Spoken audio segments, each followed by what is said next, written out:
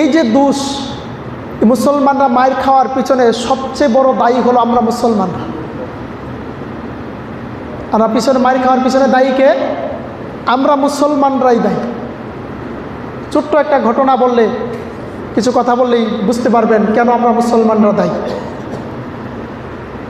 বাগদাদে যখন হালাকুকান বাগদাদে আক্রমণ করার পরে প্রায় 18 লক্ষ মুসলমানকে সেই চেঙ্গিস খানের বাহিনী, চেঙ্গিস খানের নাতি মুসলমানদেরকে 18 লক্ষ মুসলমানকে হত্যা করেছিল। বলেন কয় লক্ষ মুসলমান? একদিনের যুদ্ধে 18 লক্ষ মুসলমানকে হত্যা করেছিল বাগদাদ।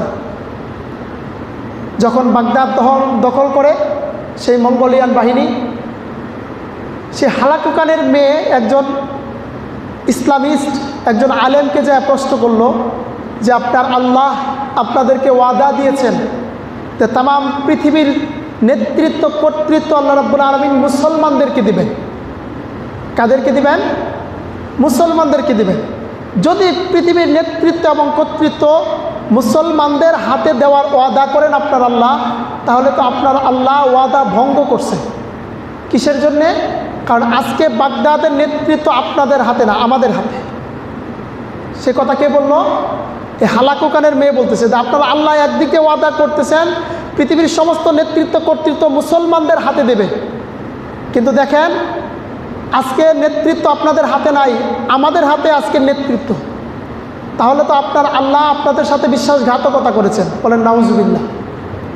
তখন সেই আলেম সঙ্গে সঙ্গে সুন্দর একটা উত্তর দিলেন, দেখো যখন ছাগল এবং ভেড়া পাল সহকারে সামনের দিকে অগ্রসর হয়, যখন সামনের দিকে পাল সহকারে অগ্রসর হয়, তখন এই পালের যে মালিক, এই মালিক সেই ভেড়াগুলাকে এবং ছাগলগুলাকে পাহারা দেওয়ার জন্য কিছু গার্ড ডগস, মানে কিছু কুকুর, পালিত কিছু কুকুর মালিক সাথে করে নিয়ে আসে।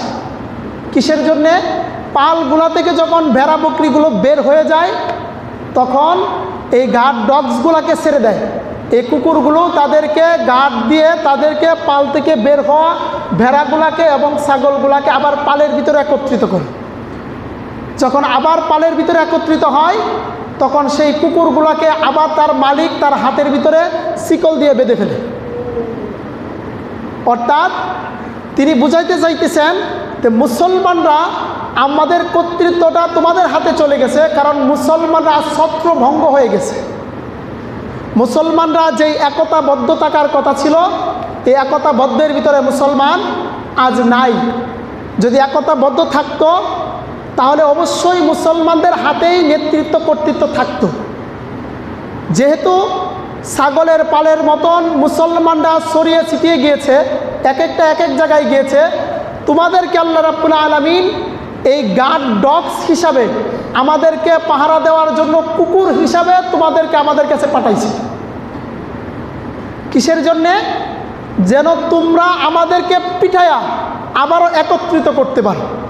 যখন তোমরা আমাদেরকে পিঠায়া আবার একত্রিত করবে, আমরা মায়ের খাবো, তোমরা সেই কুকুরের দায়িত্ব পালন করবে, তখন আল্লাহ রাব্বুল আলামিন তোমাদেরকে আবারও বেঁধে ফেলবেন, আমাদেরকে পৃথিবীর রাজত্ব দান করবেন। বলেন সুবহান।